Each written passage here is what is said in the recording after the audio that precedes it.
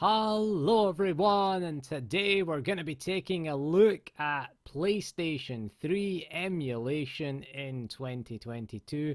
Now I did take a look at this last year, but of course the PlayStation Emulator RPCS3 has undergone quite a few changes, a lot of changes to especially the graphics handling of the graphics engine there. So it has undergone a few changes since last year. We've also upgraded our PC to a more beefier CPU. We're still rocking the RTX 3080 Ti, but it's not really... Our PCSX3 is not that heavy on the GPU, as you can see here. We're looking at Ratchet and Clank Tools of Destruction, which is running at 1440p, and it runs pretty well. You can see here it's listed as in-game. So compatibility has improved massively, although most games show as in-game. I think 2/3 of the list, it's about 60 odd percent of games now are playable. So nearly 2/3 of games are listed as playable. Interesting, Ratchet and Clank is listed as in-game here, but it is fine actually. 60 FPS, 1440p. It runs at that by default. There's no need for patches. There is an unlimited FPS patch that you can get for Ratchet and Clank if you wanted to try higher than 60. Quite happy with it at 60 FPS, to be honest. It will just push the CPU a bit harder. So again, PlayStation 3 had a very weak GPU. The RSX, the Reality Synthesizer, which was made by NVIDIA, wasn't particularly powerful. The Cell CPU, that's where the power lies. So you're going to need a high-end CPU at least to run a lot of these games. A lot of them are listed as in-game simply because the CPU requirements are so very high. And that's where an Alderlake CPU comes in handy. We're running the i7-12700KF here. And this is a really nice CPU when it comes to PS3 games and PS3 emulation. As you can see, it's got quite a high clock speed. There, we could overclock it further and push it a little bit further, but everything is running okay here. You know, Ratchet and Clank here, 60 FPS. We've cranked the graphics up to 1440p. So one of the things you should do before you launch a game on the PlayStation emulator, PS3 emulator, is you should really check out the in-game wiki. Every game has one. And again, you just right click on the game in the emulator and go to check compatibility settings, and it will have a list of settings for you to change. Here, some games like certain things, so just go in and follow the guide and change the settings, and you should be able to get something working. We aren't going to be able to get all games working, I should point out, but you can set up. There's also in-game patches. You can remove things like motion blur, anti-aliasing, just to get better performance out of some of the games. You can even, again, have some games run at 60 FPS or attempt to run at 60 FPS, again, depending on your CPU. Let's go and check out some more games now and see just what we can get running on this emulator. Okay, so we'll have a little look at Uncharted 2 then. This is running at 720p here. We just left it at the default resolution. You can scale up to 1440p. It runs pretty much the same. There is an unlimited frame rate mode as well, which couldn't really get much beyond 30 FPS on this configuration that I've got here. Honestly, this doesn't work.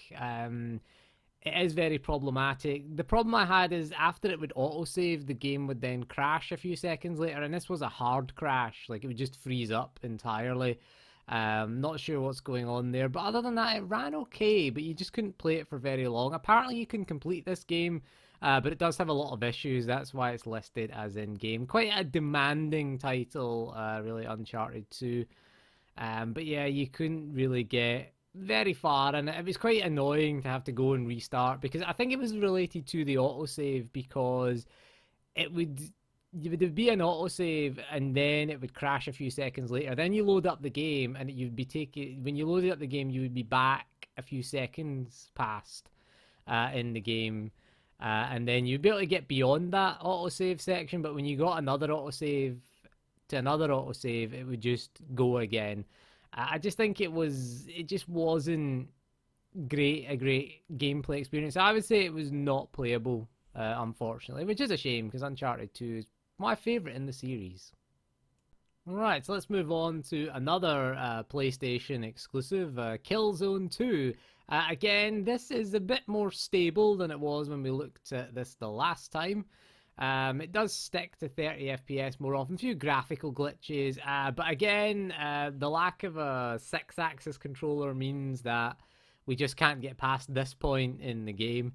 I think it would work if you used a DualShock 4. As you can see, you grab this valve here, and then you've got to use the 6-axis controller to turn it. And of course, I was using an Xbox One controller. I was trying to see if there was any options for getting past that, but there isn't in game. You have to use the 6-axis controller. DualShock 3 or DualShock 4, if you have one, is required to complete this game. But the frame rate was a bit better. It used to dip into the 20s, but it kind of, on Alderlake CPU, it kind of stays within the 30s. So it is a little bit more playable. I shot that dude's head off. There you go, blew up the thing. And the frame rate did dip a little bit, but other than that, a little bit better performance, but again, difficult to get past this point in the game. Right, that's the bad news over with, so let's get to the good news then. God of War 3 is mostly playable. And if it isn't a locked 60 FPS, as you can see, it is running at 1440p here. This one will actually push the graphics card the most. Apparently, if you try 4K, 3080 Ti's really struggle with 4K, but it is mostly CPU bound here. Again, just very tough. I mean, it's playable. Like, it is playable. You don't get a huge amount of slowdown. Again, not locked 60, but this game is pretty tough to run anyway. So if you want to play God of War 3, you do have to disable the anti-aliasing. There is a patch for that, otherwise the resolution scale won't work. So if you're happy with it at 720p, I'm really bad at QuickTime events here, as you can see. But most of the combat, crucially, is a nice 60 FPS. But again, this game is pretty tough to run. This game wouldn't run the last time we looked at this. This was a very difficult game to run. It was running in the 20s last time, so between 40 and 60, I would say, frame rate wise. But it is, I mean, it is perfectly playable, though. It is not perfect, obviously, and very few are perfect. But again, it's mostly playable. It's listed on the website as in-game because I think you do need quite high-end hardware. It is quite heavy on the RSX GPU, so you will need maybe a beefier GPU to run this. Apparently, it doesn't scale very well. I missed the gripping that guy. I grabbed the wrong guy, trying to grab the centaur. Now I missed him again. There you go. We're riding that centaur. I'm not a big fan of this game, to be honest with you. I don't like QuickTime events. I like the new God of War. I played the new God of War on PC. It's awesome. Or the new Air God of War. The 2018 one. That was better. I didn't like the combat system, but I like the fact that there's next to no QuickTime events in that game. There's too many QuickTime events in this for my liking. Again, another game that is nice and playable, another PlayStation exclusive, should we say, that is nice and playable, is Motorstorm Apocalypse. This is quite an interesting arcade racer. It's alright. You race across various terrains with various different types of vehicle. As you can see, we're doing a kind of beach-like terrain here with sand and the mountains as well. It does run well. It is a nice locked 30 FPS with decent frame pacing as well. It is a bit weird though playing a racing game now at 30 FPS. I have to say, I find it a little bit weird. Everything seems a bit slower. You're used to racing games at higher frame rates. But other than that, this is again pretty flawless. There is patches to unlock the frame rate. Unlocking the frame rate just meant that the game ran a bit slower. It would run about 40 odd FPS. We couldn't get up to 60.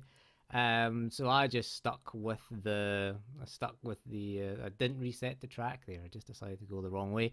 But anyway, I just stuck with the default settings. Once again, every single game here is 1440p that we're running here. But yeah, Motorstorm Apocalypse runs fine. Again, it's listed as in-game by the emulator, so maybe you'll need higher-end hardware. You should really have a Ryzen CPU or higher. You can see the physics of the car crash there. They work fine, and it resets you back as normal there, and didn't really drop any frames either. So the Motorstorm series was a decent racing series on PS3 back in the day, but yeah, on this emulator it runs pretty much faultlessly there. Right, so let's go check out some Microsoft Activision games, I guess. Microsoft Activision now is, or it's going to be anyway in the future. Let's go check out. This is Call of Duty 3, which was never released on the PC. It runs at 30 FPS. That is the frame rate it runs at. That's not the emulator being bad. It does actually run at 30 FPS. So yes, there is a 30 FPS Call of Duty game, which does make it the worst Call of Duty game in the series, I have to say. This is probably why it was never released on PC. So if you want to check out Call of Duty 3, then yeah, you can. It runs fine. It is playable, but yeah, 30 FPS for a COD game. Right, so lastly, and by no means leastly, is leastly a word? I don't know, I just made it up. We're checking out Goldeneye Reloaded, which was the remake of Goldeneye, another Activision Microsoft game. Calling it Activision Microsoft now, I'm going to refer to it as that. So it had Daniel Craig in it instead of Pierce Brosnan. That was one of the things that they insisted upon, having Daniel Craig as James Bond. But anyway, this was a remake again of the N64 classic GoldenEye on the N64. I said N64 twice there because it's worth mentioning. This was basically just a Call of Duty clone. It's basically GoldenEye of Duty, I call it as well. I think we might as well call it that because it is just a simple COD clone, but it does run flawlessly. And unlike Call of Duty 3, it's 60 FPS, the proper frame rate. Again, runs on the Call of Duty engine, so that's why you may as well just call it GoldenEye of Duty. They've made it more cinematic, I guess, to be like Call of Duty, but it's alright, and it is actually really playable. Again, 1440p here. No other real enhancements there, but there you go. So overall, it has improved. We did try more games. We did this video last year in 2021. I did go to deliberately try out different games with our new CPU. So the Ryzen 7 12700KF Alderlake CPUs in general are quite good at emulation, really. That is one of the major impressive things here. I missed that sniper. Did I get him? No, I didn't get him. Someone else shot him. He's down anyway, I think. Anyway, this isn't Metal Gear Solid. It ain't a stealth game. It's GoldenEye. You run around and shoot things. But yeah, it's a really decent emulator now. RPCSX 3. Still games that don't run. Like we showed you Metal Gear Solid in the Core i7 review that I did. Review of the CPU again. There's still got the no audio and it still has issues. It only runs at 20 FPS for a start there. So it is still unplayable. It would be nice to get Metal Gear Solid 4, but apparently Metal Gear Solid 4 is pretty difficult to run. Just because I was smashing that glass there and I didn't realise I'd alerted all those guards. I liked smashing the glass in GoldenEye, but yeah, Metal Gear Solid 4 apparently used a lot of tricks with the PS3 to get it to run with the PS3 hardware, so that might be difficult to emulate. It might be impossible to emulate. Could well be. But then again, it's a bit like Rogue Squadron 2 Rogue Leader on Dolphin. Remember, they could never get that to run. They said it was impossible to run in Dolphin, and eventually that did run. So maybe one day we might get to play Metal Gear Solid 4, because again, that was never released on the PC or any other platform. It's only a PS3 game, so it is nice to play. Most of the games in this list that we tried out weren't available on other platforms. That's why we want to emulate them. That's what makes the emulation desirable, is to get these things, because again, we want to preserve these games.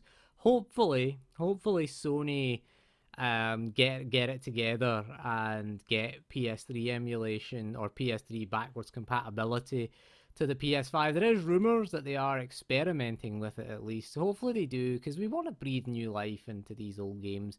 And imagine them getting upscaled to 4K or even 1440p as we have here. It is nice and it does improve them. And again, it does preserve these games. So hopefully Sony get an official option like Microsoft do with their Xbox and Xbox 360 emulation that they have on the Xbox One and Xbox Series consoles. It would be a fantastic thing to add. It adds to a console's library.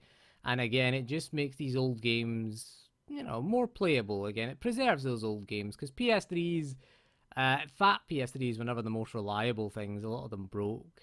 Slim PS3s are still around, but there will come a day when PS3s just won't be around. I think we're a long way off that. I think you can still find PS3s relatively easily.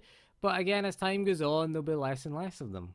So that's important that we preserve these games for future generations, really. And I think that's important. Again, God of War 3 is on PS4, by the way, in case you're wondering. I did say these were all exclusive to PS3. Did say that. So God of War is on PS4. I think God of War Remastered. God of War 3 Remastered, sorry, should I say. But anyway, that is all for this video. So thank you for joining me, and we'll see you again soon, and goodbye.